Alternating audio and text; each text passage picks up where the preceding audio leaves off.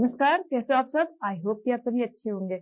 मैं Sangeeta from learn hub, the learning platform, जहां आप पढ़ सकते हैं math science SST absolutely free at learnhub.com।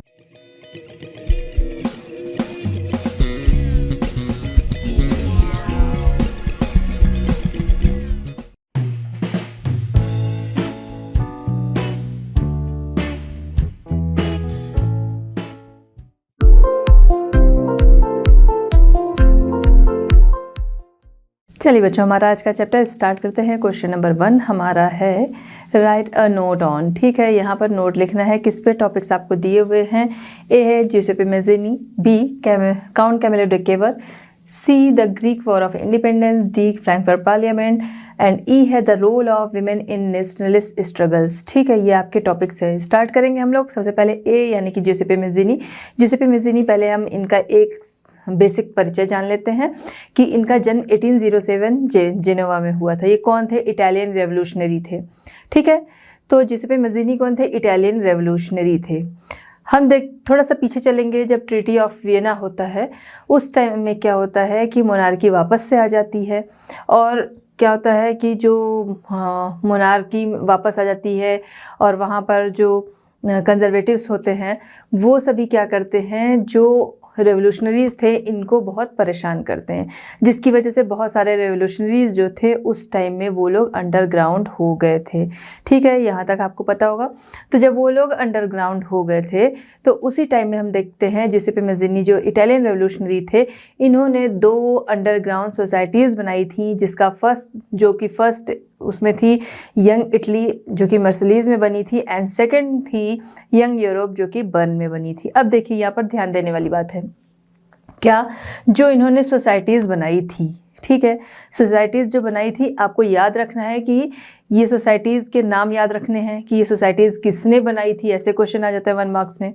ये आ सकता है ये सोसाइटीज़ जो बनी थी कहाँ पर बनाई गई थी, ये आ सकता है, या फिर ज्यूसेppe मैज़ीनी ने कौन सी 2 अंडरग्राउंड सोसाइटीज़ बनाई थी। तो किसी भी तरह से क्वेश्चन आ जाए, आपको ये याद रखना होगा कि उन्होंने अंडरग्राउंड सोसाइटीज़ जो बनाई थी, first Young Italy Marseilles and second Young Europe आपका बर्न में। ठीक है, ये आपको याद रखना है। अच्छा, ये बिलीव किस में करते थे? ये बिलीव करते थे कि जो भी छोटे बड़े जो भी स्टेट्स हैं उन सभी को मिलाकर इटली को यूनिफाई किया जाए। इनका मानना था कि ईश्वर की मर्जी से नेशन जो है वो मनुष्य की नेचुरल यूनिट है, यानी कि हमें क्या करना है कि छोटे बड़े जो भी स्टेट्स हैं उनको मिलाकर इटली को एक नेशन बनाना है। ठीक है, इटली को यूनिफाई करना है। ठीक, उसका एकीकृत करना, यूनिफाई करना, ये इनका बिलीफ था, जिसकी वजह से इन्होंने ये अपनी अंडरग्राउंड सोसाइटीज़ बनाई थी। उनके साथ मिलकर ये आगे काम कर रहे थे।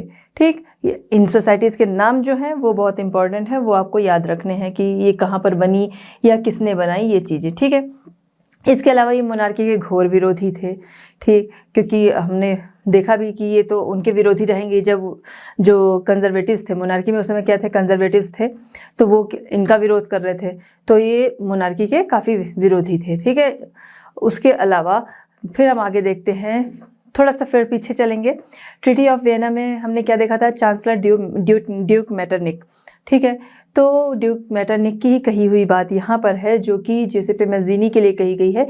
ये बहुत इंपॉर्टेंट आपके लिए ये स्टेटमेंट है, क्योंकि कभी भी क्वेश्चन आ सकता है कि ड्यूक मेटरनिक ने ज्यूसेppe मैज़ीनी के लिए क्या कहा था, या फिर आ सकता है कि जैसे ये लाइन आपको दे दिया कि किसने कही है, ये आ सकता है, या फिर इस तरीके से आ जाएगा ज्यूसेppe मैज़ीनी के लिए मेटरनिक ने क्या कहा था, या मेटरनिक ने ज्यूसेppe मैज़ीनी के लिए क्या कहा था।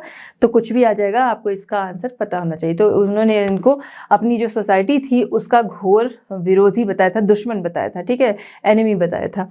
तो Metternich describe him as the most dangerous enemy of our social order. ऐसा किसने कहा था? ऐसा ड्यूक मेटरनिक ने बोला था। किसके लिए? ज्यूसेppe मैज़ीनी के लिए। तो आई होप कि ज्यूसेppe मैज़ीनी के बारे में आपको समझ में आ गया होगा। अगर कभी भी आता है ऐसा क्वेश्चन तो आप उसे लिख सकते हैं। चलिए बच्चों, देखते हैं क्वेश्चन नंबर 1 का बी है यहाँ पर Count Camillo de Cavour. Count Camillo de Cavour की अगर हम बात करें तो काउंट कैमिलो डे केवर जो थे तो वो कोई रेवोल्यूशनरी भी नहीं थे, वो कोई डेमोक्रेट भी नहीं थे, ठीक है, ना ही उनका इटली से कोई लगाव था। लेकिन इटली के लिए हम देखते हैं यूनिफाई कराने में उनका बहुत ज़्यादा हाथ था। क्यों, समझेंगे जब हमने देखा, थोड़ा सा पीछे चलेंगे, जिसेपे मैज़ीनी जो कि 1831 से 1848 तक में हमने देखा, जिसेपे मैज़ीनी जिनका सपना था इटली को यूनिफाई कराना, बट 1831 से 1848 तक में हमने क्या देखा कि इटली जो है वो यूनिफाई नहीं हो पाया। अब ये जिम्मेदारी किसके ऊपर आ गई? ये जिम्मेदारी आ गई सार्डिनिया पीडमोंट के शासक विक्टर इमैनुअल पे, ठीक है, विक्टर इमैनुअल द्वितीय पे, ठीक है, विक्टर इमैनुअल सेकंड पे ये जिम्मेदारी आ गई। अब वो तो ठहरे राजा, तो राजा जो होते हैं तो राजा तुरंत तो लड़ने चले नहीं जाते हैं, ठीक है, वो अपने मंत्रियों को बोलते हैं। तो काउंट कैमिलो डे केवर जो था वो इनका चीफ मिनिस्टर था, इन्होंने इटली को यूनिफाई कराने की जिम्मेदारी दी। अब होता क्या है कि राजा का नंबर तो बाद में आता है लड़ने जाने के लिए, पहले जो उनके मिनिस्टर्स होते हैं वो टैक्टिक्स बनाते हैं, उसके आधार पर काम किया जाता है, हाँ, बातचीत होती है। तो यहाँ पर क्या हुआ कि जो काउंट कैमिलो डे केवर था उन पे ये जिम्मेदारी दे दी गई, और वो बहुत ही डिप्लोमेटिक और चालाक तरीके का था। उसने ऐसी योजना बनाई, ऐसी टैक्टिक्स बनाई जिससे कि सार्डिनिया पीडमोंट 1859 में ऑस्ट्रियन फोर्सेस को हरा पाने में कामयाब हुआ। किसकी वजह से? काउंट कैमिलो डे केवर के डिप्लोमेटिक टैक्टिक्स की वजह से, ठीक है। तो आइए देखते हैं, chief minister Cavour who led the movement to unify the regions of Italy was neither a revolutionary nor a democrat, ठीक है, ये बात हो गई। Through a tactful diplomatic alliance with France engineered by Cavour, तो केवर के द्वारा diplomatic जो टैक्टिक्स जो थी वो बनाई गई, उसकी वजह से सार्डिनिया पीडमोंट सक्सीड हुआ किसमें? ऑस्ट्रियन फोर्सेस को 1859 में हरा पाने में। नेक्स्ट हम देखते हैं the Greek war of independence. The Greek war of independence की अगर हम बात करें तो 15th सेंचुरी से हम क्या देख रहे थे? ग्रीक जो था वो पार्ट था किसका? ऑटोमन एम्पायर का। अचानक से ऐसा क्या हुआ कि ग्रीक जो है वो अब वो रेवोल्यूशन चाह रहा था। तो अचानक से ऐसा हुआ कि हमने देखा कि यूरोप में हर जगह रेवोल्यूशन थे, ठीक है, सभी इंडिपेंडेंट होना चाह रहे थे। तो लोगों के अंदर क्या हुआ? नेशनलिस्ट की फीलिंग आई, जिसकी वजह से उन्हें लगा कि नहीं, अब हमें भी आज़ाद होना चाहिए, जिसकी वजह से 1821 में ग्रीक में इंडिपेंडेंस स्ट्रगल जो है वो स्टार्ट हो गए। लोगों का सपोर्ट मिला, ठीक है, तो वेस्ट यूरोप का भी इनको सपोर्ट मिला, बहुत सारे पोएट्स, आर्टिस्ट, उन सब का भी सपोर्ट मिला। उसी में जो कुछ पोएट्स थे जो कि जो ग्रीक कल्चर था उसे सभी बहुत अच्छा मानते थे, ग्रीक कल्चर को सभी बहुत अच्छा मानते थे। इसी वजह से कहा गया है ग्रीक को यूरोप का क्रेडल मतलब जैसे जो पालना होता है, यूरोप का पालना, ग्रीक को यूरोपियन सिविलाइजेशन का क्रेडल बोला गया, इसलिए क्योंकि जो पालना होता है बच्चा उसी में धीरे धीरे बड़ा होता है, तो एक तरह से ग्रीक को क्रेडल बोल दिया गया और यूरोप जो है वो उसी में बड़ा हुआ है। इस तरीके से ये जो है तुलना की गई, इस तरीके से ऐसा बोला गया कि मतलब ग्रीक सिविलाइजेशन को बहुत ही अच्छा बताया गया, ठीक है। तो जब ग्रीक जो था वो चाह रहा था इंडिपेंडेंट होना, तो लोगों ने उसका साथ दिया। उसी में हम देखते हैं कि ब्रिटिश पोएट, ठीक है, उसी में हम देखते हैं इंग्लिश पोएट लॉर्ड बायरन, ठीक है, लॉर्ड बायरन, जिन्होंने कि इसमें साथ दिया। लॉर्ड बायरन ने साथ दिया ग्रीक्स का, और वो इनके लिए उन्होंने पैसे भी इकट्ठा किए और वो युद्ध पे भी लड़ने गए, और लेकिन वहाँ पर तबीयत खराब हो जाने की वजह से कोई किसी तरह का उनको फीवर हो गया और उनकी डेथ हो गई। तो लॉर्ड बायरन ने पैसे से भी इनकी हेल्प की और वो युद्ध में भी लड़ने गए, बट उनकी वहाँ पर डेथ हो गई। तो इस तरह युद्ध जो था वो चलता रहा, वॉर चलता रहा। और फिर आगे हम देखते हैं 1832 में, ठीक है, 1832 में, यानी कि स्टार्ट होने के 11 ईयर्स के बाद ट्रीटी ऑफ कॉन्स्टेंटिनोपल हुआ, जिसकी वजह से फिर क्या होता है, ग्रीक जो है वो आज़ाद हो गया, ठीक है। चलिए बच्चों देखते हैं डी यानी कि फ्रैंकफर्ट पार्लियामेंट। तो फ्रैंकफर्ट पार्लियामेंट की अगर बात करें तो हमने क्या देखा कि पूरे यूरोप में उस समय रेवोल्यूशन हो रहे थे, फ्रेंच रेवोल्यूशन हमें देखने को मिलता है। फिर उसके बाद क्या है, उसकी वजह से फिर पूरे यूरोप में क्या है, जगह जगह पर रेवोल्यूशन होते हैं। उसी टाइम हम देखते हैं कि जर्मन रीजन में लार्ज नंबर में पॉलिटिकल एसोसिएशन जो है, जिसके मेंबर्स कौन थे, मिडिल क्लास, जो प्रोफेशनल, बिजनेसमैन एंड आर्टिसंस, ये सभी क्या थे, उसके मेंबर्स थे, वो सभी एक साथ आते हैं और फ्रैंकफर्ट शहर में वो सभी ये योजना बनाते हैं कि डिसाइड करते हैं कि उनके द्वारा बनाई गई ऑल नेशनल जनरल असेंबली जो है उसे वोट किया जाए। ठीक है, इसमें इनकी डिमांड क्या थी? इनकी डिमांड थी कि जो शासक है वो शासन करेगा, यानी कि मोनार्की रहेगी, लेकिन वो मोनार्की तो रहेगी बट जो मोनार्क रहेगा वो काम करेगा कॉन्स्टिट्यूशन के तहत। इसी को अपनी इसी योजना को बनाते हुए वो सभी इकट्ठा होते हैं फ्रैंकफर्ट पार्लियामेंट के लिए। कहाँ पर? सेंट पॉल चर्च में वो सभी इकट्ठा होते हैं। कब? 18 में 1848 को ये सभी क्या होते हैं? इकट्ठा होते हैं। इसके जो मेंबर्स थे इस पॉलिटिकल एसोसिएशन के, वो थे 831। ठीक है, वो सभी कहाँ पर इकट्ठा होते हैं? सेंट पॉल चर्च में। वहां पर वो लोग इकट्ठा होते हैं, वहां पर अपनी बातें वो रखते हैं। जो पर्शिया का जो शासक था यानी कि फ्रेडरिक विलियम फोर्थ, उसके सामने वो सभी अपनी बातों को रखते हैं कि मोनार्की तो रहेगी, ठीक है, शासन आप करो जर्मनी पे, लेकिन यहाँ पर क्या होगा कि आपको कॉन्स्टिट्यूशन के तहत काम करना होगा।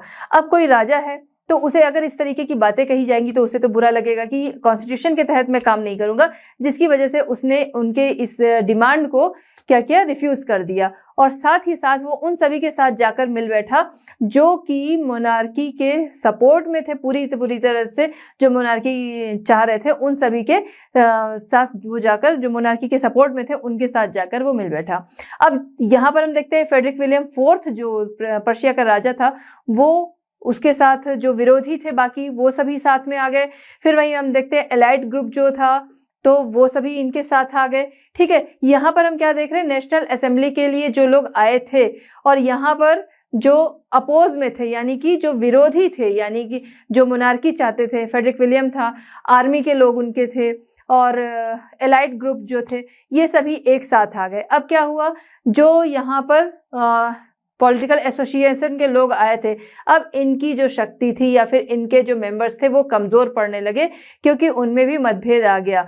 यहाँ पर जो सत्ता या कह सकते हैं पावर जो थी, सत्ता क्या, जो पावर थी, ये प्रभुत्व कह सकते हैं, वो किसके हाथ में था? मिडिल क्लास के हाथ में था। मतलब ये कि वही अपनी मांगों को ही रख रहे थे और वहीं पर जो इनके साथ आर्टिसंस या लेबर ग्रुप के लोग थे उनकी डिमांड्स को भी ये वहां पर ठुकरा रहे थे। तो यहाँ हम क्या देखते हैं? एक बड़ी संख्या में लोग जो थे वो इस पॉलिटिकल एसोसिएशन के अपोज में आने लगे। साथ ही साथ इनके साथ के जो लोग थे वो भी उनसे नाराज होने लगे, क्योंकि ये उनकी मांग को, मिडिल क्लास जो था वो उनकी मांग को ठुकरा रहा था, जिसकी वजह से ये एसोसिएशन जो है वो कमजोर पड़ गया और आगे ये क्या हुआ? ये डिसमिस हो गया। ठीक है, तो फ्रैंकफर्ट पार्लियामेंट किस लिए बनी थी? तो हमने क्या देखा कि ये सभी इकट्ठा होते हैं, पॉलिटिकल एसोसिएशन बनाते हैं, किसे वोट करने के लिए? इनके द्वारा बनाई गई ऑल जनरल नेशनल असेंबली को वोट करने के लिए। और सभी इकट्ठा होते हैं, साथ में जाते हैं, फ्रैंकफर्ट पार्लियामेंट बैठक होती है। कहाँ पर? सेंट पॉल चर्च में, जहां पर वो लोग फ्रेडरिक विलियम के सामने अपना प्रस्ताव रखते हैं जो कि उसे ठुकरा देता है। वो जिस तरफ फ्रेडरिक विलियम फोर्थ रहता है उसकी तरफ काफी सारे लोग रहते हैं उसके सपोर्ट में। ठीक है, जो विरोधी थे या कह सकते हैं फ्रेडरिक विलियम जो फोर्थ था वो उनके साथ हो गया। साथ ही साथ आर्मी के लोग, एलाइड ग्रुप, मतलब उनके जो नंबर्स थे वो ज्यादा हो गए और वहीं पॉलिटिकल जो एसोसिएशन थे इनके नंबर्स जो थे वो घटने लगे, इनके सपोर्टर जो थे वो घटने लगे। अब ऐसे में क्या होगा? जिसके हाथ में पावर है या फिर कह सकते हैं जिधर पर का पलड़ा ज्यादा भारी है तो उधर की ही बात मानी जाएगी। और इसी वजह से क्या हुआ कि ये जो पार्लियामेंट बैठी थी वो डिसमिस कर दी गई। फ्रेडरिक विलियम ने क्या किया? इन सभी को भगा दिया। मतलब ये कि इन सभी को मना कर दिया और यहाँ से ये जो पार्लियामेंट थी वो डिसमिस हो गई। चलिए बच्चों, देखते हैं क्वेश्चन नंबर 1 का ई है यहाँ पर the role of women in nationalist struggles. ठीक है, नेशनलिस्ट स्ट्रगल्स में विमेन्स के रोल यहाँ पर हमें उस पर नोट लिखना है। तो विमेन का क्या रोल था? अगर हम ये देखें उनके राइट्स क्या थे, तो उनके राइट्स, पॉलिटिकल राइट्स जो थे उसकी बात अगर करें तो वो पूरी तरह से क्या थे? डिप्लोमेटिक थे। कैसे? क्योंकि वुमेन्स जो थी, हम पुराने टाइम से देखते आ रहे हैं कि वुमेन जो थी, जो भी मूवमेंट वगैरह होते थे सभी में पार्टिसिपेट करती थी, सभी जगह बहुत एक्टिव रहती थी। उन्होंने अपने न्यूज़पेपर्स भी चलाए, अपनी पॉलिटिकल पार्टीज भी बनाई, सब कुछ किया, डेमोन्स्ट्रेशन में भी पार्टिसिपेट किया, जो पॉलिटिकल मीटिंग्स होती थी उन सभी में पार्टिसिपेट किया। लेकिन उनका रोल क्या था अगर हम देखते हैं फाइनली, तो वो हमें दिखता है फ्रैंकफर्ट पार्लियामेंट जब थी उस समय में भी दिखता है कि उनको पहले भी वोटिंग राइट्स नहीं थे, और उस टाइम भी जब पार्लियामेंट में फ्रैंकफर्ट पार्लियामेंट जो चल रही थी सेंट पॉल चर्च में, वहां भी जब सब इकट्ठा होते हैं ऑल जर्मन नेशनल असेंबली को वोट करने के लिए, उसके लिए जो बैठक बुलाई जाती है, उसमें जब सभी इकट्ठा होते हैं, वहां पर भी क्या होता है कि जो मेन होते हैं उनको तो सभी यहाँ पर बैठे हैं कि बहस भी होगी, बातचीत होगी, वोटिंग भी करेंगे। लेकिन जो वुमेन थी, वुमेन को क्या राइट थे या वुमेन को क्या जगह दी गई, उनको सिर्फ विजिटर गैलरी में विजिटर की तरह बैठा दिया गया, जबकि पार्टिसिपेट वो हर जगह कर रही थी, पॉलिटिकल पार्टीज भी बना रही थी, डेमोन्स्ट्रेशन वगैरह में भी भाग लेती थी, पॉलिटिकल मीटिंग्स में भाग लेती थी, जैसा कि यहाँ भी वो भाग ले रही हैं, पार्टिसिपेट कर रही हैं। लेकिन उन्हें क्या किया गया, उन्हें वहां पर वोटिंग राइट्स नहीं दिए गए थे। डिस्पाइट दिस डे, अगर हम देखें, in which large number of women had participated actively over the years, ठीक है, तो वो पार्टिसिपेट करती थी हर जगह। वुमेन हैड formed their own political parties, political association, founded newspapers and taken part in political meetings and demonstrations। तो सभी जगह वो पार्ट लेती थी। लेकिन आगे हम देखते हैं, despite this they were denied suffrage rights during the election of the assembly। तो असेंबली का जो इलेक्शन था वहां पर क्या किया, उन्हें वोटिंग राइट्स नहीं दिए गए थे।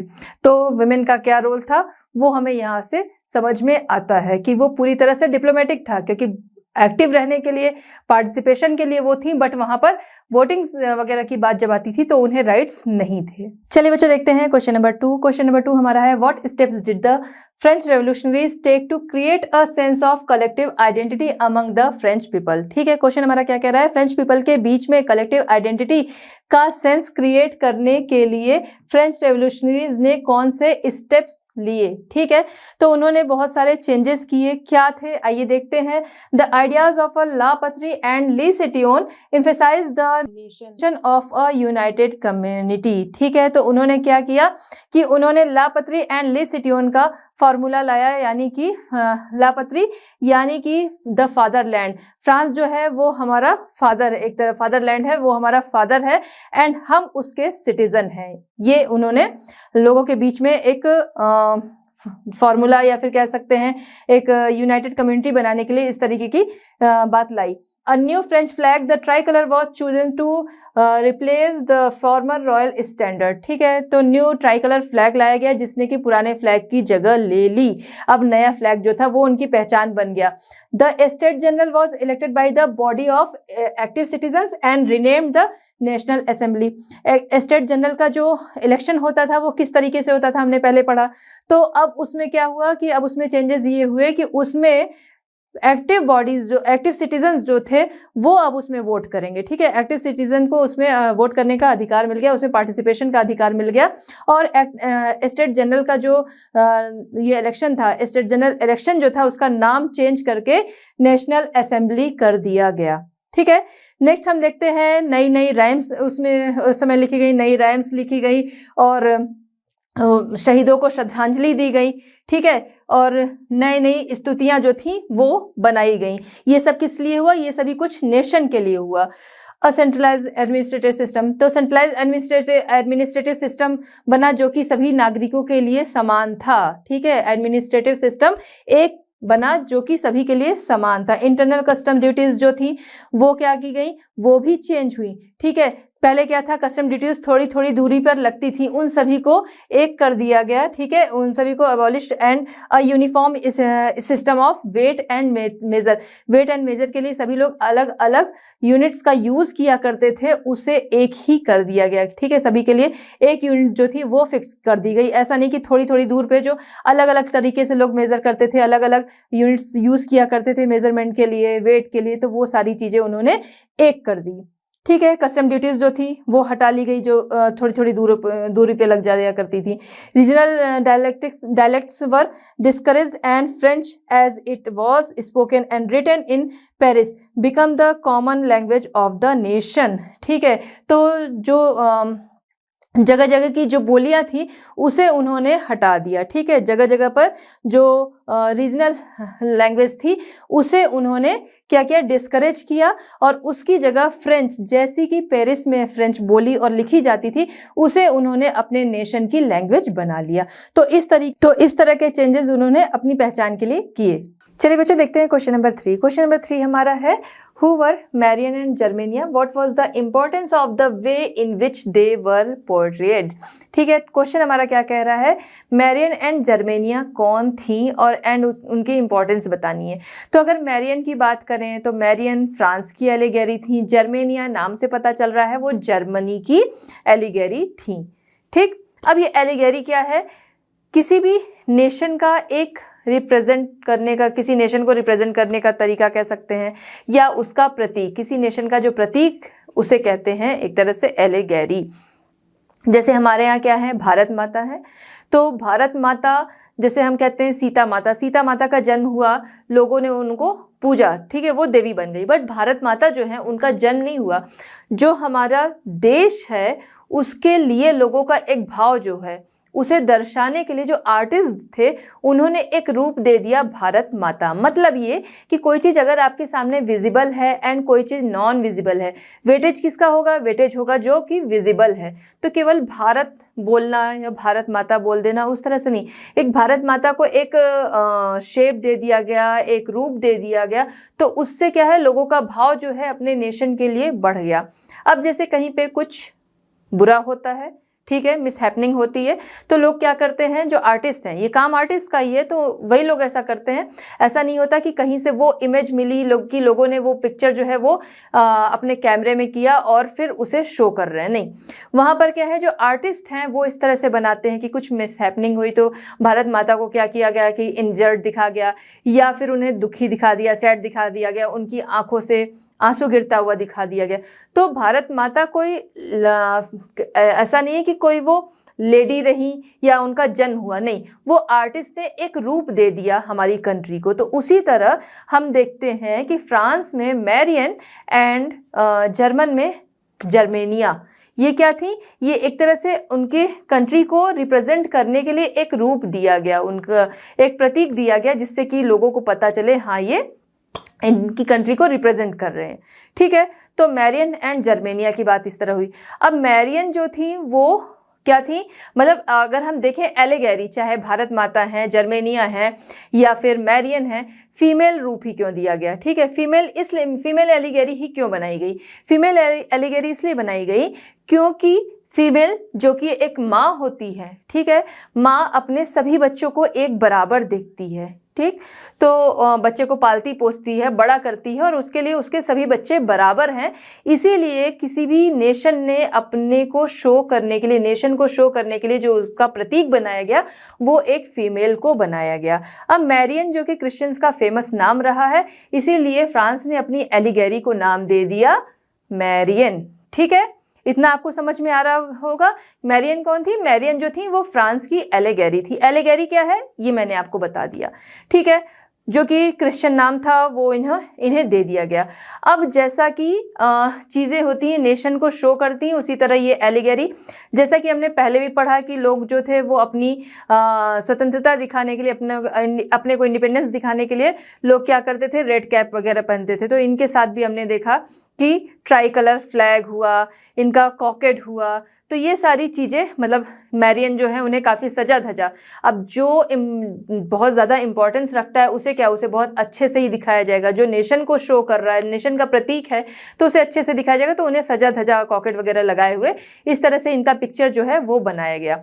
मैरियन का स्टैचू जो है वो चौराहों पर देखने को मिला, ठीक है, जगह जगह पे। उसके अलावा जो स्टाम्प्स हैं, कॉइन्स हैं, उन जगहों पे मैरियन का पिक्चर जो है वो देखने को मिलता है, ठीक। क्यों, क्योंकि वो क्या कर रहा है, वो उनकी कंट्री को, उनके नेशन को रिप्रेजेंट कर रहा है, लोगों की भावना जो है वो उनके लिए रिप्रेजेंट कर रहा है। तो इस तरह से कॉइन्स में, स्टाम्प्स में, चौराहा पर उनकी स्टैचू देखी जा सकती है जो कि नेशन को शो कर रही, ठीक है। जैसे कि अगर हम भारत माता की बात करते हैं, भारत माता है, नाम आता है भारत माता, एक पिक्चर हमारे सामने आ जाता है। या फिर हम कहते हैं न्याय की देवी, जस्टिस की देवी, ठीक है। तो आपको याद होगा कि वो वाइट कलर की का स्टैचू जो कि तराजू लिए हुए, वो क्या है, वो जस्टिस की एलिगेरी हो गई, ठीक है। तो इस तरह से लोग क्या करते हैं कि एलिगेरी दे दिए। मैरियन जो फ्रांस की एलिगेरी थी, ठीक है, ये आपको समझ में आ गया होगा। अब आते हैं हम जर्मेनिया।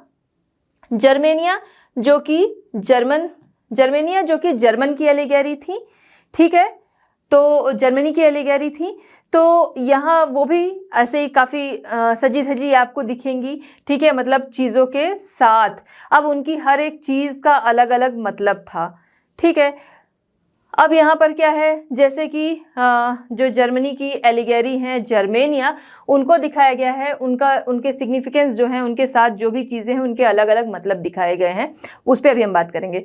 इनको हमने इसके पहले कहाँ पर देखा था, इसी चैप्टर में हम देखा था German national assembly saint Paul church में देखा था, जहाँ सेंटर में जो उनकी एलिगेरी थी जर्मन की वो हमने देखी थी, ठीक है। तो बाद में आप देखते हैं कि आपकी बुक में होगा कि अगर कुछ बुरा हुआ, जैसे वो हार गई, तो जर्मेनिया को गिरा हुआ भी दिखाया गया है, ठीक है, इस तरीके से दिखाया गया। अब इनकी अलग अलग चीज़ों का अलग अलग मतलब भी है, तो आंसर जो है वो आप अपने क्वेश्चन के अकॉर्डिंग देंगे। अगर क्वेश्चन आपका 1 मार्क्स का आ रहा है, जर्मेनिया कौन थी, तो आपने बस दे दिया जर्मेनिया कौन थी, एलिगेरी थी फ्रांस की। तो अगर थोड़ा सा और डिटेल में है, 3 मार्क्स में है, 4 मार्क्स में है, तो आपको देना होगा कि उनकी अलग अलग चीज़ों के मतलब क्या थे। अब जैसे उनकी अलग अलग चीज़ों के मतलब कहें तो सबसे पहले क्या आता है, ब्रोकन चेन हो गई, तो वो क्या है, आज़ादी दिलाना एक तरह से, ठीक है, कि आज़ाद होना।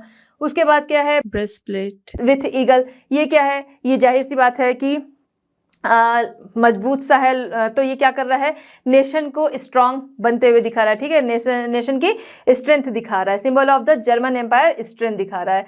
क्राउन ऑफ ओक लीव्स जो है वो क्या दिखा रहा है, वो दिखा रहा है हीरोइज्म, उनकी एक तरह से क्या दिखा रहा है, ताकत को दिखा रहा है। फिर अगर हम बात करते हैं स्वॉर्ड क्या है, तो रेडीनेस टू फाइट को शो कर रहा है, ठीक है, कि मतलब लड़ाई के लिए वो तैयार हैं अगर कोई कुछ बुरा करता है। आगे समझेंगे। Olive branch around the sword, तो स्वॉर्ड क्या है, वो दिखा रहा है कि हाँ फाइट के लिए वो रेडी है। उसके अराउंड क्या है, ऑलिव लीव्स हैं जो कि दिखा रही हैं एक तरह से वो क्या है, शांति का भी प्रतीक है, ठीक है। विलिंगनेस टू मेक पीस, तो वो क्या है, वो शांति भी चाहती हैं, बट अगर आप वार करोगे तो वो तैयार हैं लड़ाई के लिए, ठीक है, फाइट के लिए वो तैयार हैं। Black red and gold try colour जो है वो उनका क्या है, नेशनल फ्लैग है, जो कि हम देखते हैं कि बाद में उसे बैन कर दिया गया था, ठीक है। तो flag to the liberal nationalist in 1848 में इसे यूज़ किया गया था, जिसे कि बाद में हम देखते हैं कि ड्यूक्स के द्वारा बाद में बैन कर दिया जाता है। फिर आता है rays of the rising sun, इस पिक्चर में तो नहीं दिख रहा है फिलहाल, यहाँ पे पीछे है। तो rays of the rising sun वो क्या है, वो हमेशा न्यू एरा को ही शो करता है, तो यहाँ भी वो न्यू एरा को शो कर रहा है। तो ये चीज़ें आपको ध्यान रखनी है कि किस तरीके से इसका आंसर जो है वो लिखा जाए। सिर्फ जर्मेनिया के बारे में पूछ लिया तो ठीक है, अगर ज़्यादा में पूछ रहा है, ज़्यादा मार्क्स का है, तो आपको डिटेल देना पड़ेगा कि जर्मेनिया की कौन सी चीज़ का क्या मतलब है। या फिर इस तरीके से भी आ सकता है कि जर्मेनिया के स्वॉर्ड जो है उस पर ओक लीव्स जो ब्रांच है उसका क्या मतलब है, तो उसका क्या मतलब है, स्वॉर्ड जो कि फाइट के लिए रेडी है, बट ऑलिव लीव्स जो है वो शांति भी चाहती है, ठीक है। तो इस तरह से इसका आंसर जो है वो दिया जा सकता है। चलिए बच्चों देखते हैं क्वेश्चन नंबर 4। क्वेश्चन नंबर 4 हमारा है briefly trace the process of German unification. यहाँ पर क्या करना है आपको, प्रोसेस ऑफ जर्मन यूनिफिकेशन बताना है, ठीक है। क्वेश्चन बहुत ही इंपॉर्टेंट है, जर्मन यूनिफिकेशन हो गया, इटली यूनिफिकेशन हो गया, दोनों ही इंपॉर्टेंट है। यहाँ पर बात करेंगे हम जर्मन यूनिफिकेशन। अब इसी में आप देखेंगे एक नंबर के आपको कुछ और क्वेश्चन मिलते जाएंगे। तो यहाँ पर क्या है, जर्मन यूनिफिकेशन बताना है। जर्मनी जो कि अलग अलग राष्ट्रों के कब्जे में था, उसे यूनिफाई कराने की इच्छा, ठीक है, मतलब उन सभी पार्ट को एक साथ लाना, ठीक। अब ये जो नेशनलिस्ट फीलिंग जो थी वो किसके अंदर ज़्यादा थी, वो जो मिडिल क्लास फैमिली थी उनके अंदर ज़्यादा थी, जिसे कि लिबरल्स कहा गया है, उनके अंदर ज़्यादा थी। उनकी इच्छा थी कि जर्मनी को यूनिफाई कराया जाए। अब उनके अंदर ये फीलिंग ज़्यादा क्यों थी, क्योंकि जो अपर क्लास के लोग थे वो तो शासन करने में ही खुश थे, मोनार्की ही चाहते थे, वो चाहते थे कि हाँ क्योंकि वो दूसरे के ऊपर राज कर रहे थे तो वो उसी से खुश थे। लोअर क्लास के जो लोग थे तो उनकी जो बेसिक नीड्स थी पहले वो पूरी होती, तब उनका ध्यान कहीं और जाता, तो वो उसे पूरा करने में थे। जो ये मिडिल क्लास के लोग थे, मिडिल क्लास जर्मन्स जो थे, इनकी बात करें, इनके अंदर ये नेशनलिस्ट फीलिंग क्यों ज़्यादा थी?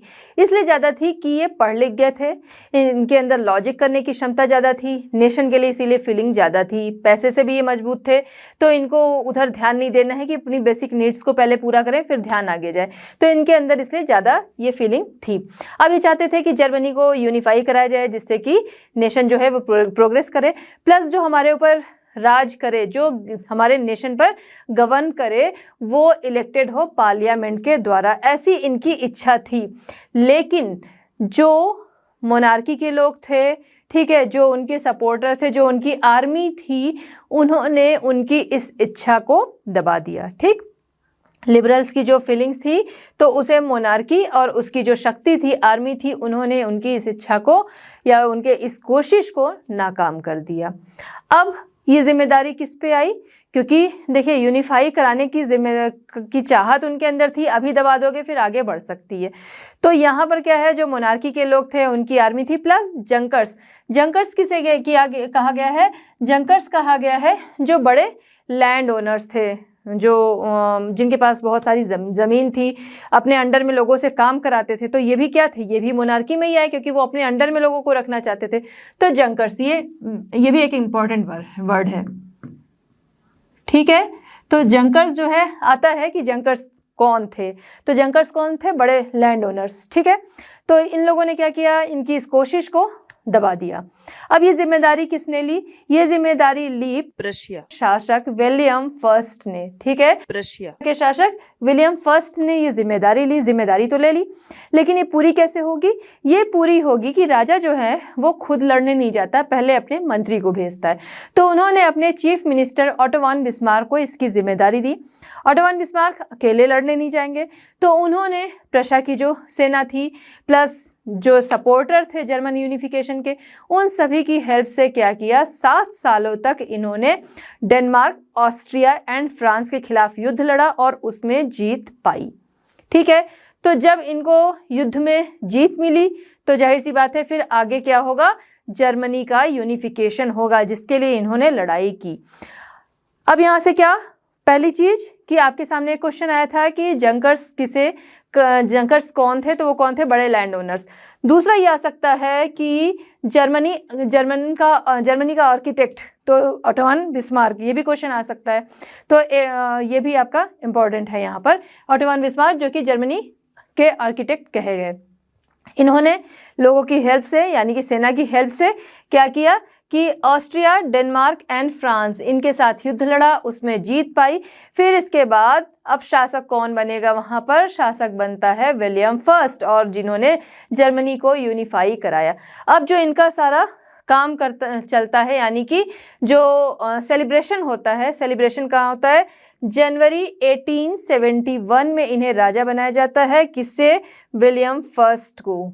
ठीक है, कहाँ पर ये सेलिब्रेशन होता है? ये सेलिब्रेशन वर्सलीज के हॉल ऑफ मिरर में होता है। ठीक है, हॉल ऑफ मिरर ये भी इंपॉर्टेंट है। हॉल ऑफ मिरर जो है वो अभी भी है, लोग देखने जाते हैं। ठीक,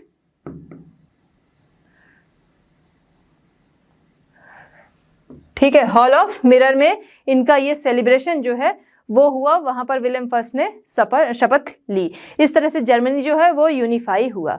ठीक है, तो Germany unification process, middle class जो लोग थे यानी लिबरल्स थे, उन्होंने आवाज़ उठाई, वो यूनिफाई कराना चाहते थे। वो चाहते थे कि उनके ऊपर शासन जिसका हो वो पार्लियामेंट के द्वारा इलेक्टेड हो। उनकी इस आवाज़ को जो मोनार्की के लोग थे उन्होंने दबा दिया। फिर जिम्मेदारी आती है विलियम फर्स्ट के ऊपर, उनके chief minister auto von Bismarck, जिन्होंने औरों की हेल्प से, जो कि अपनी आर्मी थी उनकी हेल्प से, सपोर्टर थे उनकी हेल्प से 7 सालों तक युद्ध किया ऑस्ट्रिया, डेनमार्क एंड फ्रांस के खिलाफ और जीत पाई, और इस तरह से जर्मनी का यूनिफिकेशन होता है। आई होप कि आपको समझ में आ गया होगा। चलिए बच्चों देखते हैं क्वेश्चन नंबर 5। क्वेश्चन नंबर 5 हमारा है, what changes did Napoleon introduce to make the administrative system more efficient in the territories ruled by him. तो क्वेश्चन हमारा क्या कह रहा है कि नेपोलियन के द्वारा रूल्ड जो टेरिटरीज थी वहाँ पर एडमिनिस्ट्रेटिव सिस्टम को इफेक्टिव बनाने के लिए कौन से चेंजेस किए गए, ठीक है, क्या चेंजेस किए गए। क्वेश्चन मोस्ट इंपॉर्टेंट है, पहले बोर्ड में आ चुका है और अभी भी आ सकता है। क्वेश्चन आपका जो है कई बार होता है कि एक ही क्वेश्चन को कई तरह से पूछा जा सकता है, ठीक है, या फिर क्वेश्चन इस तरीके से पूछ सकते हैं कि आंसर आपका सेम रहेगा बट उसे आप शॉर्ट या लॉन्ग कर सकते हैं मार्क्स के अकॉर्डिंग, ठीक है। तो यहाँ पर क्या है कि क्वेश्चन आपका ऐसा पूछा जा सकता है कि एडमिनिस्ट्रेटिव सिस्टम को एफिशिएंट बनाने के लिए क्या चेंजेस किए गए। दूसरा, इसी क्वेश्चन को पूछा जा सकता है सिविल कोड ऑफ 1804 बताइए, या फिर तीसरा आपको पूछा जा सकता है कि नेपोलियन कोड बताइए, ठीक है। तो सिविल कोड ऑफ 1804 है, उसी को नेपोलियन कोड के नाम से भी जानते हैं। तो क्वेश्चन आपका इन तीनों तरह से आ सकता है। अब हम लोग जानेंगे कि नेपोलियन कोड 1804 जो है वो क्या है, या फिर एडमिनिस्ट्रेटिव सिस्टम में चेंजेस के लिए क्या किया गया। तो सबसे पहली चीज़ कि नेपोलियन जिसका कि एम क्या था, एम्पायरलिज्म था, है ना। नेपोलियन का विश्वास था अपने एम्पायर को क्या करना, एक्सपेंड करना। हमने क्या देखा कि पहले मोनार्की थी, ठीक है, रोबेस्पियर वाले टाइम में, नेपोलियन से पहले हमने क्या देखा कि रोबेस्पियर वाले टाइम में डेमोक्रेसी थी, बट जब नेपोलियन आता है तो डेमोक्रेसी को ये ख़त्म कर देते हैं। डेमोक्रेसी ख़त्म, लेकिन नेपोलियन ने कई अच्छे काम किए जो कि लोगों को डेमोक्रेसी में ही मिलते, ठीक है, मोनार्की में ना दिखते, वो डेमोक्रेसी में मिलते। तो ऐसे कुछ अच्छे काम किए जिसकी वजह से लोगों ने नेपोलियन की तारीफ़ की, और नेपोलियन कोड जो है आज भी बहुत ही इफ़ेक्टिव माना जाता है, आज भी काफ़ी अच्छा माना जाता है, ठीक है। तो नेपोलियन ने कुछ चेंजेस किए, हालांकि उन्होंने कुछ अपनी चीज़ें जो लोगों पे इम्पोज की जिसकी वजह से लोगों ने उन्हें नापसंद किया। अब आते हैं अपनी चीज़ पर कि नेपोलियन कोड ऑफ 1804 या फिर एडमिनिस्ट्रेटिव सिस्टम में चेंजेस के लिए क्या किया इन्होंने। सबसे पहली चीज़ की प्रिविलेजेस जो बाय बर्थ मिलते थे उसे इन्होंने ख़त्म किया।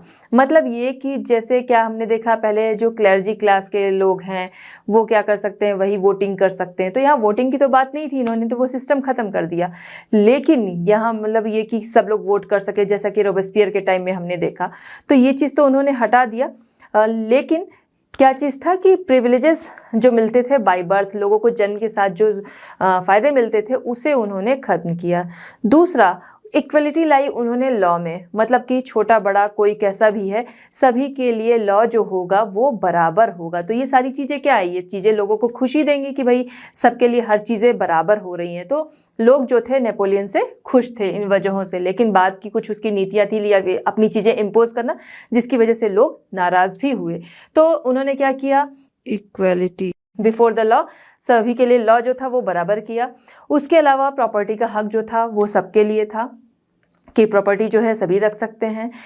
तीसरा, उन्होंने क्या किया कि नेपोलियन कोड जो था, मतलब क्या किया गया, मतलब नेपोलियन कोड जो था वो उन्होंने जो एम्पायर, उनका विश्वास किस में था, एम्पायरलिज्म में था, एम्पायर बढ़ाने में था। तो उसे उन्होंने क्या किया कि जो भी जगहें उनकी थी, ठीक है, एम्पायर उनका बढ़ रहा था, तो जो जगह उनके कब्जे में थी उन सभी जगहों पे अपना ये सिविल कोड जो था वो लागू किया। हम देखते हैं कि उनके अधिकार में आने वाले डच रिपब्लिक, स्विट्ज़रलैंड, इटली, इन जगहों पर भी उन्होंने अपना एडमिनिस्ट्रेटिव सिस्टम जो था उसी तरह से लाया, मतलब ये जो चेंजेस थे उन जगहों पर भी लाए। इसके अलावा पेजेंट जो थे, किसान थे, तो उनको क्या करना पड़ता था, जैसे उन्होंने किसी से कर्ज लिया है तो उसके लिए उसे काम करना पड़ा, या किसी बड़े के लिए उन्हें काम करना पड़ रहा है, तो ये सारी चीज़ें उन्होंने ख़त्म की, ठीक है। जो कर्जे हैं उनसे उन्हें मुक्त कराया कि जो किसान है उनका जो काम है वो अपना काम कर सकते हैं, ऐसा नहीं कि किसी जो क्लर्जी ग्रुप है या बड़े लोग हैं उनके लिए इन्हें काम करना पड़े। तो इन चीज़ों से जो पेजेंट थे उन्हें छुटकारा दिलाया, ठीक है, जिसकी वजह से आप देख रहे हो ये सारे काम क्या है, लोगों को खुशी देंगे, ठीक है। यहाँ पर लोगों को दास्ता से जो मजदूर थे, जो पेजेंट थे, किसान थे, उन्हें क्या किया, लोगों का दास बनने से छुटकारा दिलाया। उसके अलावा टाउन्स में भी उन्होंने क्या किया, गिल्ड रेस्ट्रिक्शन जो था उसे हटाया। गिल्ड रेस्ट्रिक्शन क्या था, गिल्ड मतलब कि एक जैसे लोगों का ग्रुप, ठीक है, जैसे आप अपने आसपास ही देखो, अपने में ही देखो, तो एक जैसे लोगों का ग्रुप, आप जिस क्लास में हो, आपके स्कूल में तो बहुत सारी क्लासेस हैं, ठीक है, बट आपकी जो क्लास के लोग हैं तो ये क्या है, ये एक ग्रुप हो गया, ठीक है, 9th क्लास का ग्रुप हो गया, आप कह दो 10th क्लास का ग्रुप हो गया, या फिर इस एरिया से लोग आते हैं तो उस एरिया का ग्रुप हो गया। तो उसी तरह जो ट्रेडर्स थे उनका गिल्ड, उनके गिल्ड्स बने हुए थे, ठीक है, ट्रेडर्स के ग्रुप बने हुए थे, जिसकी वजह से क्या चीज़ें कैसे करनी है वो अपना मीटिंग करके, बातचीत करके, कहाँ से सामान लाना है, कहाँ बेचना है, कौन इसमें इन्वॉल्व होगा, ये सारी नीतियाँ बनाते थे। इन सबको रिस्ट्रिक्ट कर दिया गया था, इन सब पे रोक लगा दी गई थी। तो नेपोलियन ने क्या किया कि गिल्ड रिस्ट्रिक्शन जो था उसे रिमूव कर दिया, यानी कि अब जो ट्रेडर्स थे वो गिल्ड्स बना सकते थे, ठीक है। अब और क्या उन्होंने किया सबसे बड़ी चीज़ कि किसी भी कंट्री के लिए बहुत ज़रूरी है उसकी प्रोग्रेस के लिए ट्रांसपोर्ट एंड कम्युनिकेशन सिस्टम। तो ट्रांसपोर्ट एंड कम्युनिकेशन सिस्टम जो था वो उन्होंने काफ़ी अच्छा किया।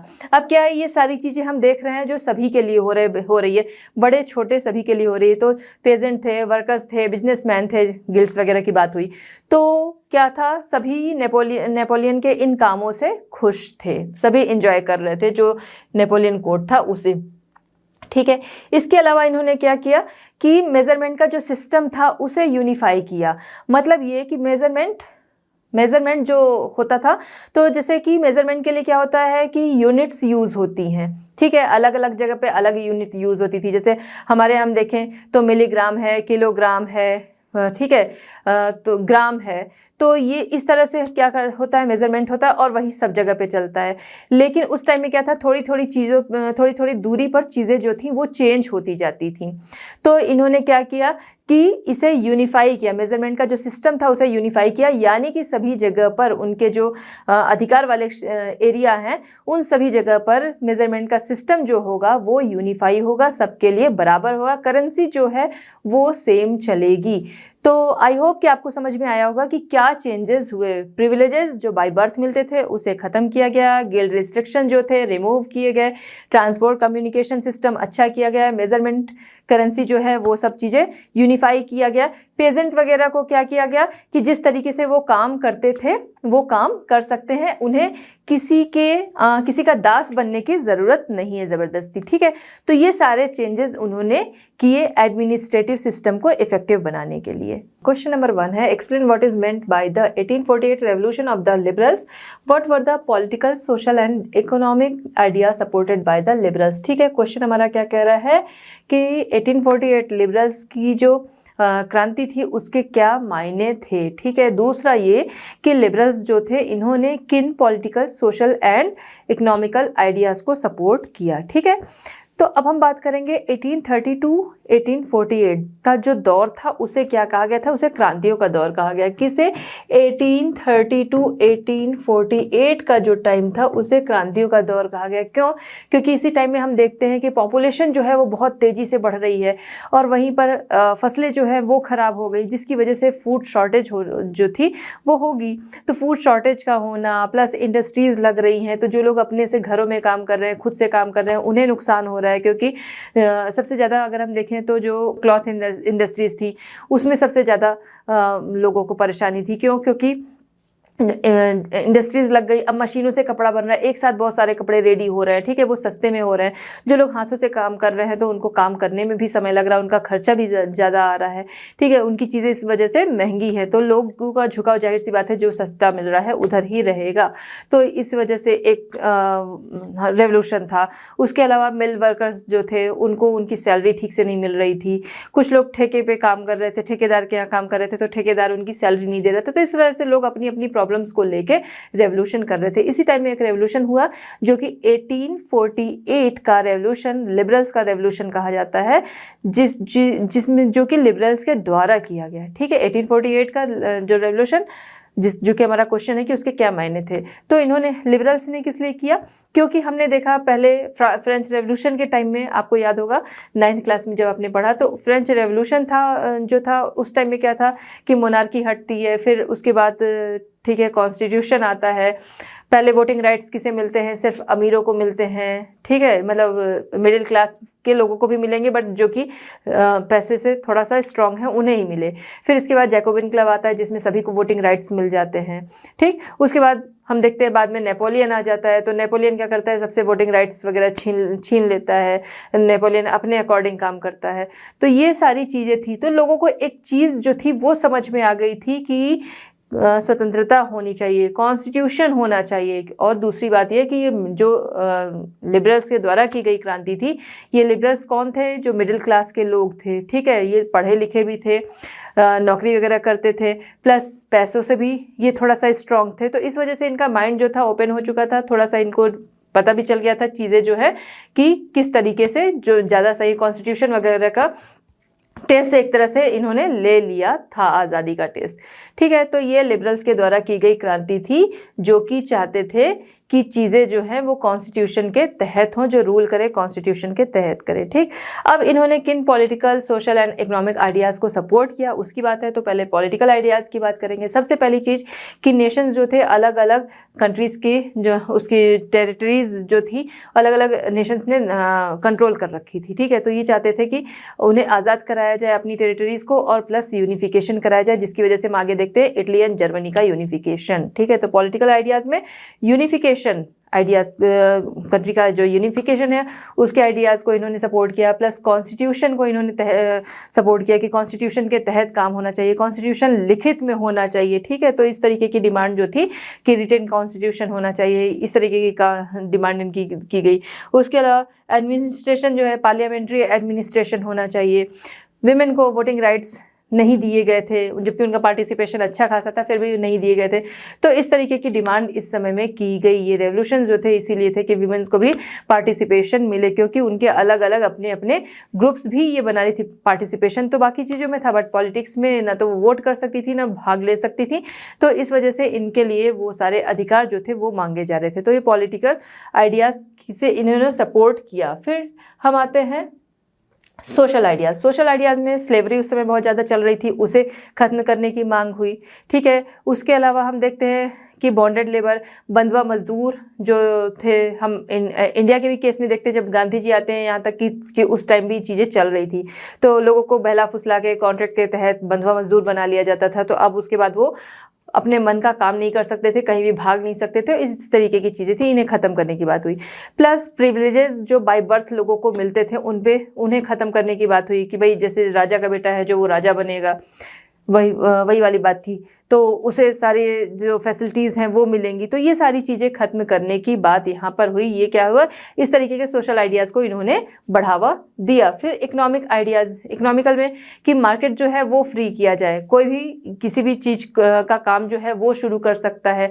तरह तरह के जैसे अलग अलग ग्रुप्स बन रखे हैं, तो वो लोग क्या करते कि अगले बंदे को उसमें नहीं आने देंगे कि हम लोग पहले से यहाँ पर ये काम कर रहे हैं। तो मार्केट को फ्री किया जाए, प्लस यूनिफिकेशन किया जाए, जो कि मुद्रा है, ठीक है, मेजरमेंट के तरीके हैं, ये सारी चीज़ें क्या है कि सभी के लिए एक की जाए। तो इस तरीके के आइडियाज़ जो है वो यहाँ पर रखे गए, और रिस्ट्रिक्शंस जो थे गुड्स पे, कैपिटल्स पे, वो सारे हटाने की बात हुई। तो ऐसे आइडियाज़ को इन्होंने सपोर्ट किया। आई होप कि आपको समझ में आ रहा होगा लिबरल्स के द्वारा क्रांति जो की गई थी वो किस लिए थी, और उन्होंने किन political, social and economical ideas को सपोर्ट किया। कॉन्स्टिट्यूशन होना चाहिए, यूनिफिकेशन होना चाहिए, बॉन्डेड लेबर, सोशल समाज में जो जो बुराइयाँ थी एक तरह से कि प्रिविलेजेस बाय बर्थ लोगों को मिलते थे, है ना, वो उसे हटाया जाए।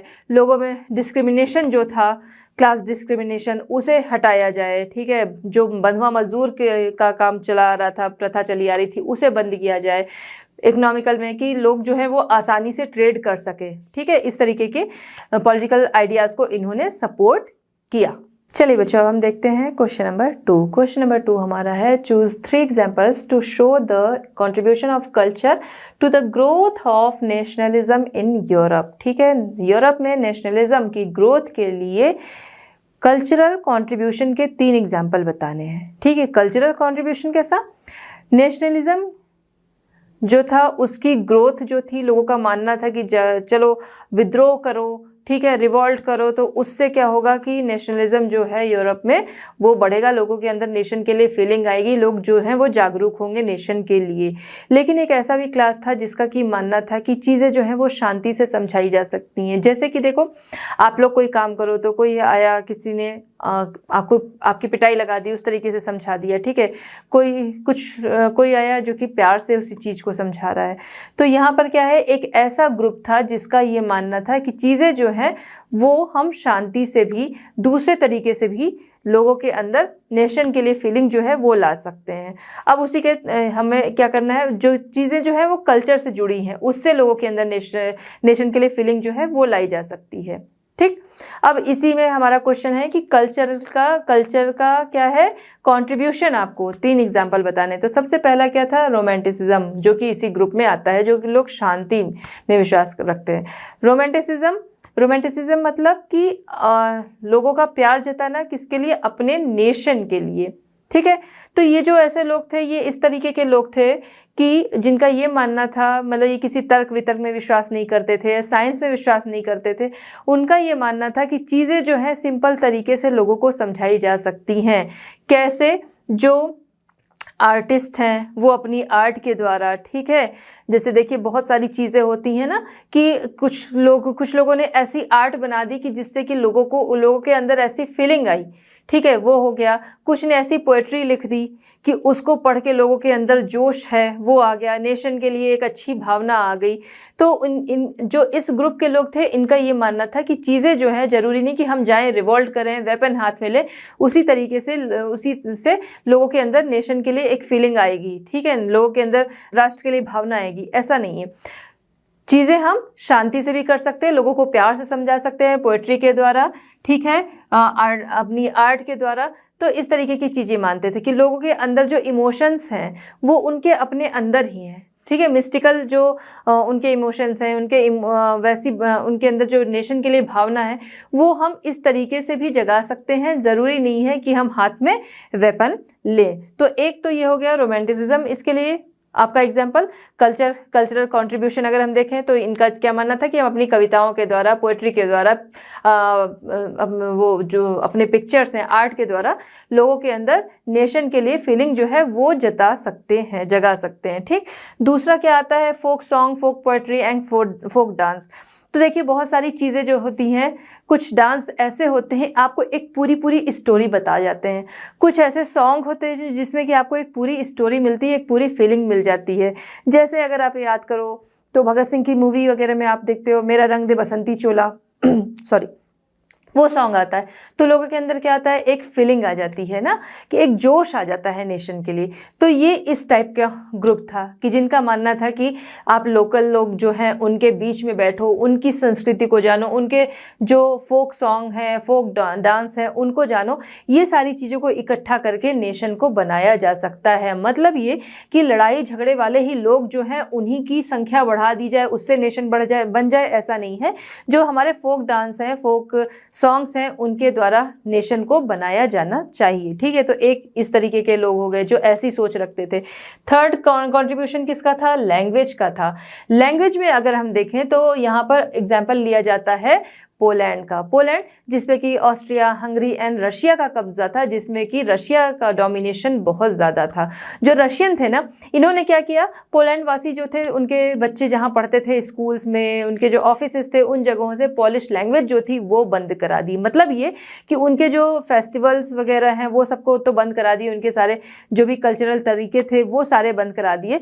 अब इनका कब्जा क्या आया, किस पे आया कि जो पॉलिश लैंग्वेज ये लोग बोलते थे पोलैंड वासी, तो इनका मानना था कि हमारी लैंग्वेज जो है उसे हम बचा कर रख सकते हैं, ठीक है। तो हमारे फेस्टिवल जो है हमें नहीं मनाने दोगे, हमारे तरीके से हमें नहीं रहने दोगे, ठीक है, लेकिन हमारी जो लैंग्वेज है उसे तो हम यूज़ कर सकते हैं, उसे हम अपना वेपन बना सकते हैं।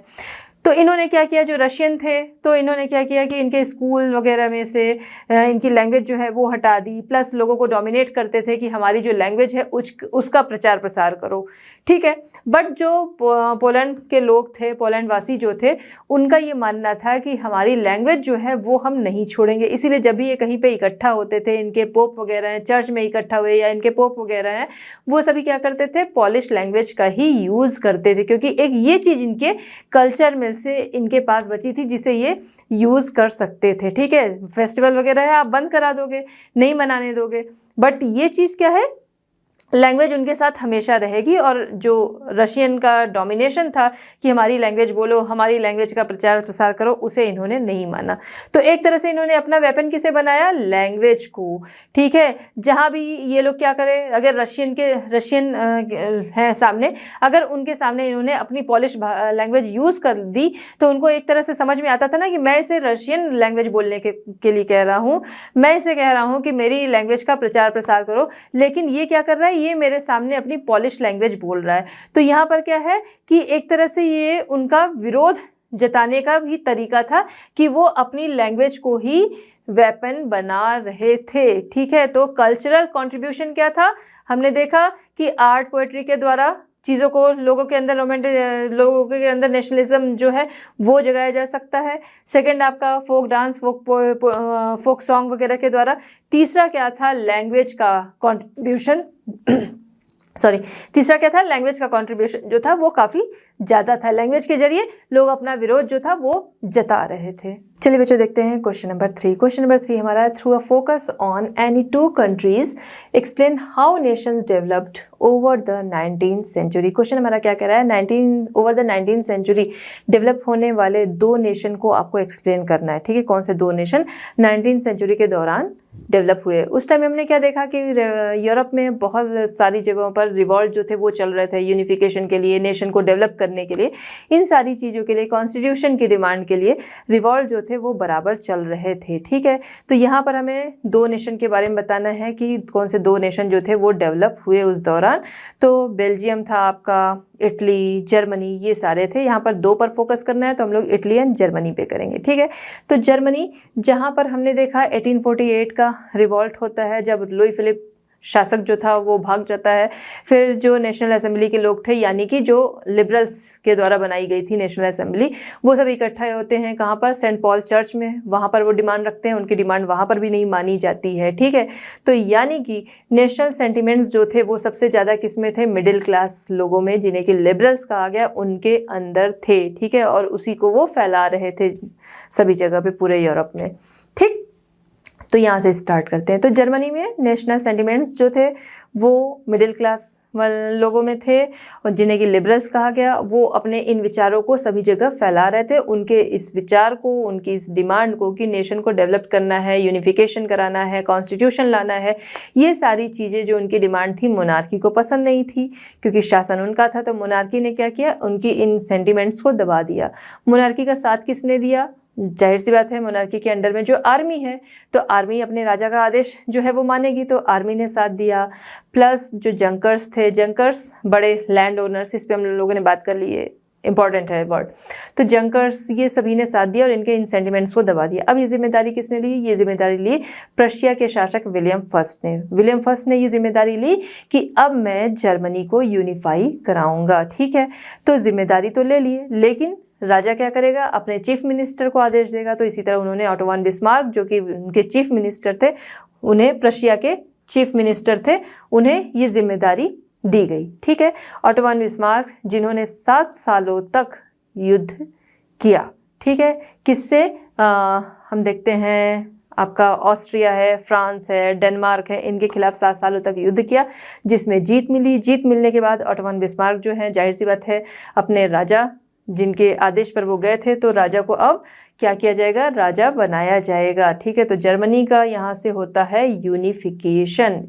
ठीक, ऑटो वन बिस्मार्क जिन्हें की कहा गया है जर्मनी का आर्किटेक्ट, ये भी क्वेश्चन आ जाता है, जर्मनी का आर्किटेक्ट कौन। तो यहाँ पर हमने क्या देखा, जर्मनी जिसके यूनिफिकेशन के लिए, जिसे डेवलप करने के लिए जो लिबरल्स थे उन्होंने डिमांड की, मोनार्की के द्वारा उनकी उस डिमांड को दबा दिया गया।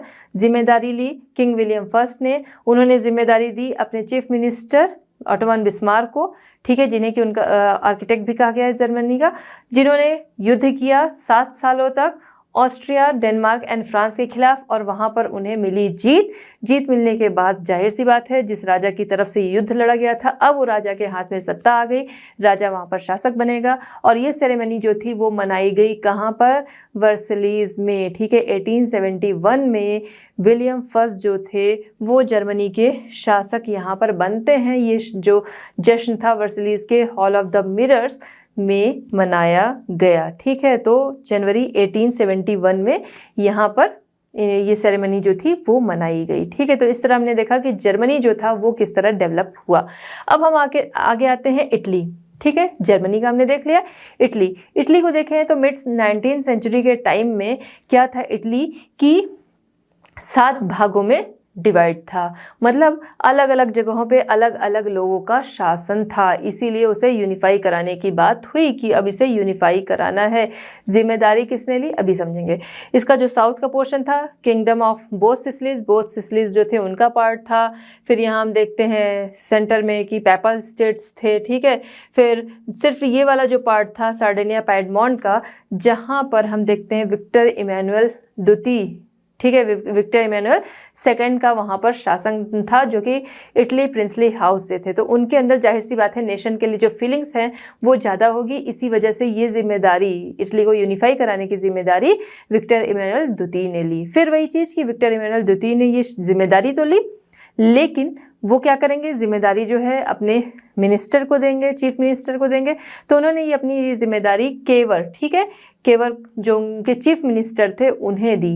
अब केवर जो कि बहुत ही डिप्लोमेटिक टैक्टफुल स्ट्रेटजीज जो थे, इस तरह की स्ट्रेटजीज के लिए वो जाने जाते थे, तो उन्होंने अपनी स्ट्रेटजी के द्वारा क्या किया, ऑस्ट्रिया पे जीत पाई 1859 में।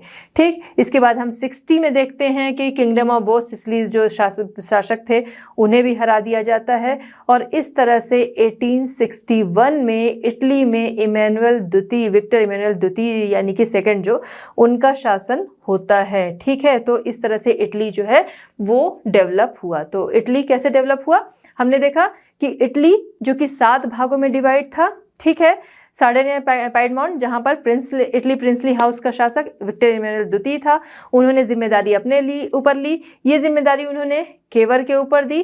केवर जो कि उनके चीफ मिनिस्टर थे, उन्होंने युद्ध किया, ऑस्ट्रियन फोर्स को उन्होंने 1859 में हराया।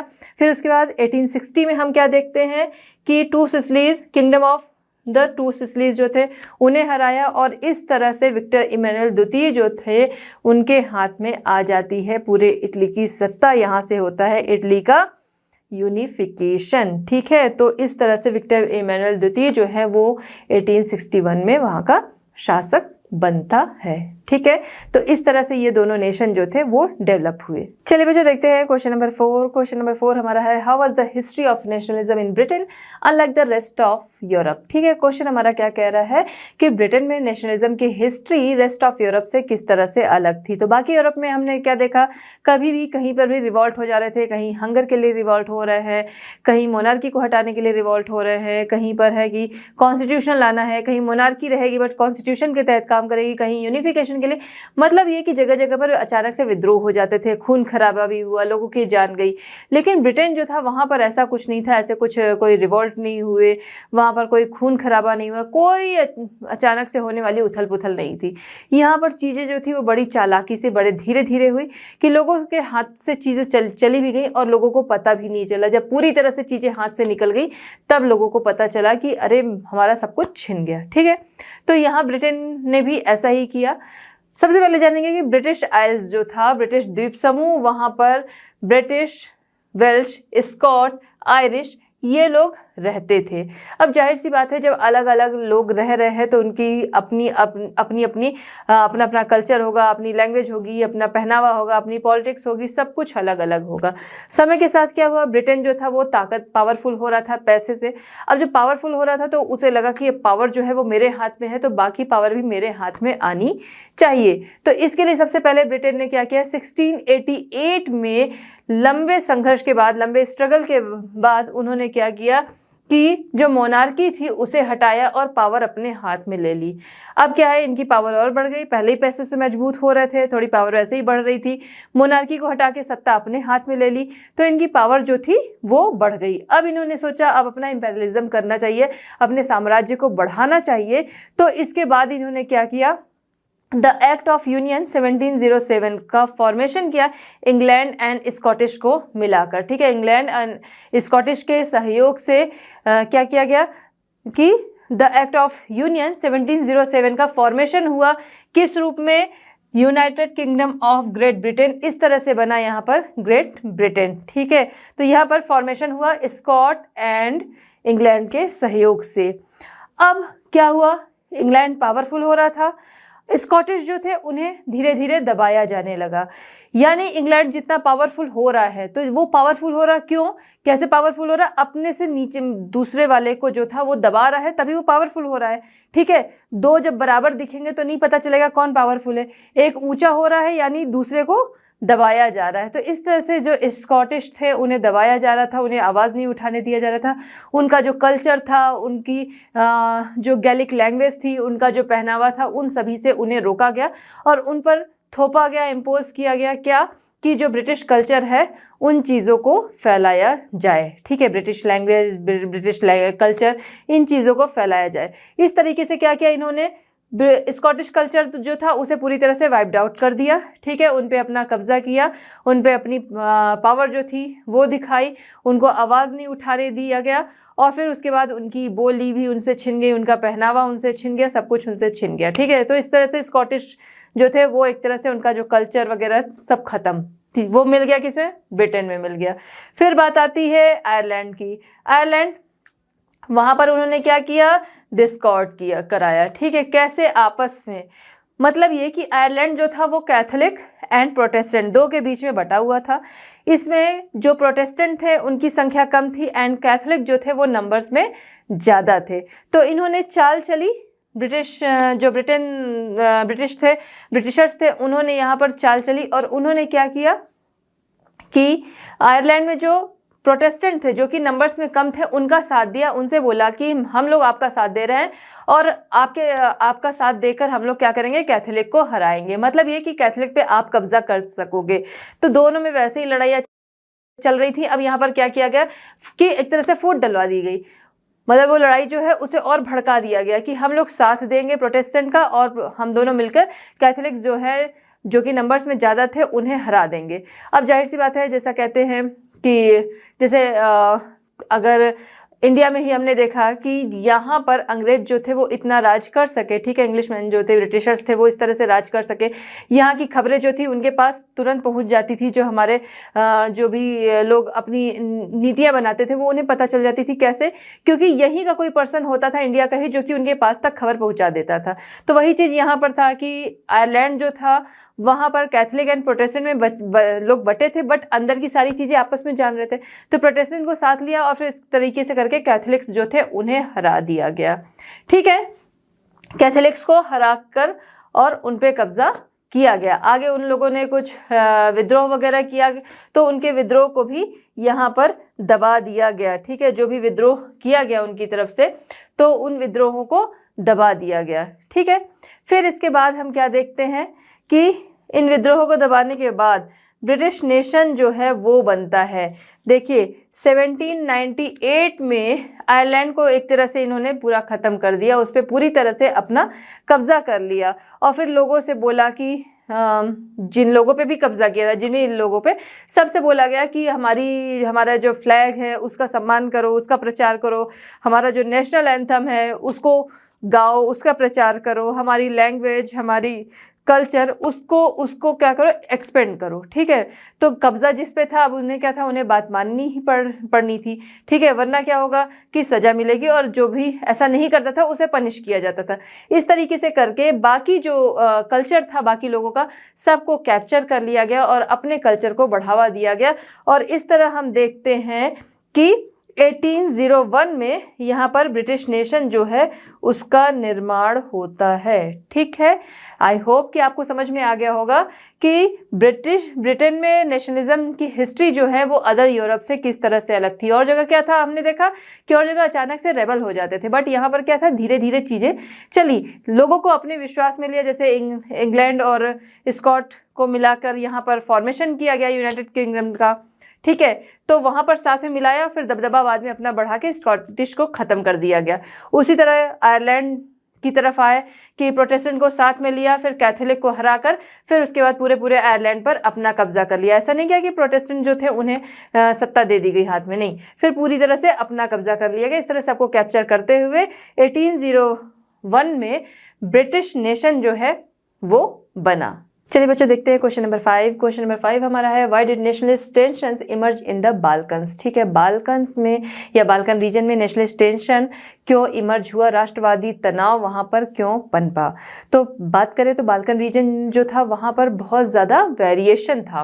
वेरिएशन कैसा, वहाँ के कल्चर में, वहाँ के ट्रेडिशन में, वहाँ के जोग्राफिकल कंडीशन में, सभी में वेरिएशन बहुत ज़्यादा था। जैसे इंडिया में ही हम देखें तो कहीं पे बहुत ठंडा है, कहीं बहुत गर्म है, कहीं बहुत बारिश होती है, कहीं पे सूखा पड़ा रहता है। तो इसी तरह वहाँ पर वेरिएशन जो था वो बहुत ज़्यादा था हर तरह का ही। कहीं पे रिसोर्सेज जो थे बहुत ज़्यादा थे, कहीं पे बहुत वैल्यूएबल रिसोर्सेज थे, कहीं पे कम वैल्यूएबल रिसोर्सेज थे। तो इस तरह से वहाँ पर क्या था कि वेरिएशन बहुत ज़्यादा था। अगर हम देखें तो वहाँ पर रहते कौन लोग थे, Romania, Bulgaria, Albania, Greek, Macedonia, Slovenia. ठीक है, बहुत सारे नाम हैं, इनमें से 2-4 भी आप याद कर लेंगे तो काम चल जाएगा। तो जब अलग अलग तरह के लोग रह रहे हैं, सबका अपना अपना कल्चर है, अपनी अपनी पॉलिटिकल कंडीशन है, तो फिर क्या है कि जाहिर सी बात है कि लोगों के अंदर टेंशन जो है वो होगी ही। हर कोई अपने को श्रेष्ठ समझेगा और दूसरे को दबाने की कोशिश करेगा। ठीक, तो यहाँ पर हम देखते हैं तरह तरह के लोग थे जिन्हें कि स्लाव पुकारा जाता था। जैसे अगर हम इंडिया की ही बात करें, ठीक है, तो इंडिया का क्या है कि इंडिया की बात करें तो अलग अलग स्टेट में ही बटा हुआ है। तो उसी तरह ये बटा हुआ था जिसे कि स्लाव बोला जाता था। ठीक, इसी टाइम में क्या था, ऑटोमन एम्पायर। एक झगड़ा यहाँ पर था क्योंकि यहाँ पर वेरिएशन बहुत ज़्यादा था, बहुत सारे लोग थे, तो जिस वजह से क्या था, उनके अंदर टेंशन थी। वो और ज़्यादा कब बढ़ती है, जब बाल्कन रीजन्स जो था उसका काफ़ी पार्ट जो था वो ऑटोमन एम्पायर के अंडर में था।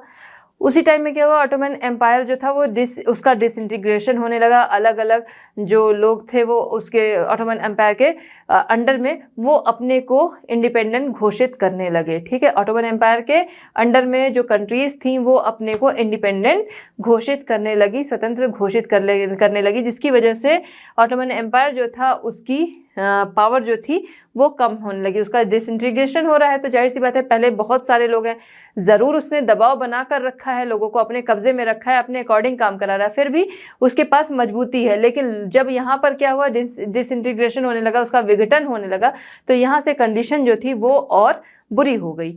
अब इतने सारे लोग हैं, इतनी तरह के लोग हैं, तो लोगों के अंदर ज्वेलसी जो थी वो बहुत ज़्यादा थी। ठीक है, और बाल्कन रीजन्स में जो लोग थे तो वहाँ पर ज्वेलसी, लोगों के अंदर ज्वेलस बहुत ज़्यादा वो होते थे और हर कोई अपने को श्रेष्ठ समझता था। जैसे जैसे लोग मजबूत होते जा रहे थे, अपनी डेफिनेशन जो थी वो खुद ही बनाते जा रहे थे। मतलब ये कि मैं पैसे से मजबूत हो गए, अब उनकी इच्छा है कि अब मुझे इम्पीरियलिज्म करना चाहिए, मुझे दूसरों पर कब्जा करना चाहिए। ठीक है, अपना विस्तार करना चाहिए। उधर रिसोर्सेज अच्छे हैं तो ठीक है मैं अब उधर जाऊँगा, कोई और सोच रहा अच्छा उधर के रिसोर्सेज अच्छे हैं तो मैं उस पर कब्जा करूँगा। तो ये सारी चीज़ें इनके अंदर थी। तो ज्वेलसी जो थी वो बहुत ज़्यादा थी, अपने को हर रीजन जो था वो अपने को श्रेष्ठ मान रहा था। ठीक है, अगले पर कब्जा करना चाहता था। कंडीशन और बुरी, देखिए यहाँ पर क्या है, वेरिएशन बहुत ज़्यादा है। ऑटोमन एम्पायर के अंडर से शक्ति जो कंट्रीज़ थी वो निकलने लगी, ऑटोमन एम्पायर का डिसइंटीग्रेशन हो रहा है, मजबूती कम हो रही है। फिर उसके बाद क्या हो रहा है, बाल्कन स्टेट्स जो थे जैसे जैसे आज़ाद हो रहे हैं, मजबूत हो रहे हैं, उनके अंदर ज्वेलसी, उनके अंदर लड़ाई की भावना जो थी वो और ज़्यादा आने लगी, तनाव ज़्यादा आने लगा, क्योंकि ज़्यादा से ज़्यादा पोर्शन को वो कैप्चर करना चाहते थे। ठीक, इसी में कंडीशन और बुरी कब हो जाती है, जो बड़ी पावर्स थी, जैसे तो यूरोप की फ्रांस हो गया, इंग्लैंड हो गया, जर्मनी हो गया, जो ये बड़ी पावर्स थी, इनके अंदर जब यहाँ पे कंपटीशन होने लगा, जब ये चाह रहे थे कि बाल्कन के इस रीजन को हम कब्जे में कर लें, इस रीजन को हम कब्जे में कर लें, तब कंडीशन जो थी वो और ज़्यादा बुरी हो गई। जैसे यूक्रेन एंड रशिया का भी आप युद्ध देख रहे थे। ठीक है, तो वहाँ पर क्या था, बड़ी पावर, बड़ी शक्तियां जो थी वो पीछे से जरूर साथ दे रही, खुल के सामने नहीं। अगर खुल के सामने आती तो क्या था, थर्ड वर्ल्ड वॉर जरूर हो जाता। तो यहाँ पर बड़ी जो पावर्स थी उनके बीच में जो कॉन्फ्लिक्ट्स होने लगे, मतलब वो ज़्यादा से ज़्यादा पोर्शन को कैप्चर करने चाह रही थी। अब जैसे आप देखते हो ना, कभी आपने देखा होगा कि कोई कीड़ा है वो बैठा है, 2 छिपकली आ रही हैं, तो उनमें दोनों एक देखती रहती कौन उस पर कब्जा करेगा। तुरंत नहीं बढ़ जाती हैं, दोनों काफ़ी देर तक रुकती हैं, फिर देखती हैं, फिर जाके उस पर झपट्टा मारती हैं। तो वही चीज़ यहाँ पर है कि वो उन सभी में ये था कि हमको कब्जे में करना है, लेकिन अपनी अपनी नीतियाँ सभी बना रहे थे। तो इसकी वजह से कंडीशन जो थी वो और बुरी हुई। और यहाँ पर हम देखते हैं जो फर्स्ट वर्ल्ड वॉर था उसके बहुत सारे रीज़न में से एक रीज़न जो था वो बाल्कन भी था, क्योंकि बाल्कन जो था बहुत ज़्यादा समृद्धशाली था। वहाँ पर देखे तो रिसोर्सेज वगैरह बहुत ज़्यादा थे, तो लोग उसे कैप्चर करना चाहते थे। ठीक है, तो जो फर्स्ट वर्ल्ड वॉर के रीज़न थे उसमें एक रीज़न ये भी था। ठीक है, तो आपको समझ में आ गया कि बाल्कन में वहाँ पर अगर बात करें तो टेंशन जो था वो क्यों इमर्ज हुआ, क्योंकि वहाँ पर वेरिएशन बहुत ज़्यादा था।